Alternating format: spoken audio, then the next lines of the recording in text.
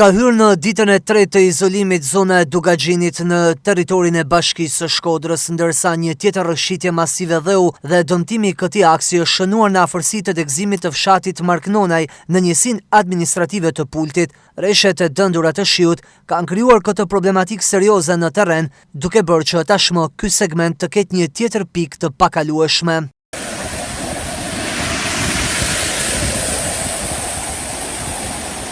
24 orët e fundit kanë regjistruar një situatë me rreshe të dëndura shiu në të gjithë territorin e qarkut të Shkodrës, duke përfshirë të 5 bashkitë. Situata më problematike është paraqitur në Malësi të Madhe, ku ka patur përmbytje në qendër të Koplikut dhe në disa prej njësive administrative, si pasojë e prurjeve nga përroi thatë. Dëmtime ka patur edhe në rrugën që lidh Kamicën me Flakën. Në bashkitë Puk dhe Fusharës, rreshet e shiut janë shoqëruar me era të forta, duke shkaktuar problematika. Sipas raportimit të DRKU Lezhë, prurjet në Lumej dhe Përrej janë shtuar, por mbetën nën kotat e rrezikut për përmbytjet. Nivelet e ujit në Bun, Drin, Kir, Gjadër dhe rezervuarin e Shtodrit janë normale, ndërsa hidrovoret ndollen në gatishmëri. Sa i përket akseve rrugore në zonat malore, në Bogtheth është regjistruar dëbor në zonën e Qafthorës dhe qarkullimi kërkon kujdes të shtuar duke përdorur goma dimrore dhe zinxhirët. Në aksin rrugor Hanihotit Dogana Vermosh ka patur rënje inertësh, duke krijuar vështirësi në qarkullim. Gjithashtu në këtë orë janë evidentuar disa ndërprerje të energjisë elektrike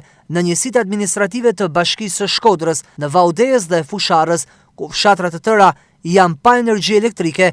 Përballë këtyre kushteve atmosferike me temperatura të ulta, ekipet e OSHE kanë bërë me dije se po punojnë në terren për rikthimin e furnizimit me energji. Emergjenca civile ju bën thirrje qytetarëve të tregojnë kujdes, të ndjekin njoftimet zyrtare dhe të bashkëpunojnë me autoritetet për lëvizjet që kryejnë përballë të gjitha situatave. Pritet që territori i vendit të jetë të paktën edhe për 2 ditët e ardhshme nën prezencën e rreshjeve të shiut dhe temperaturave të ulta.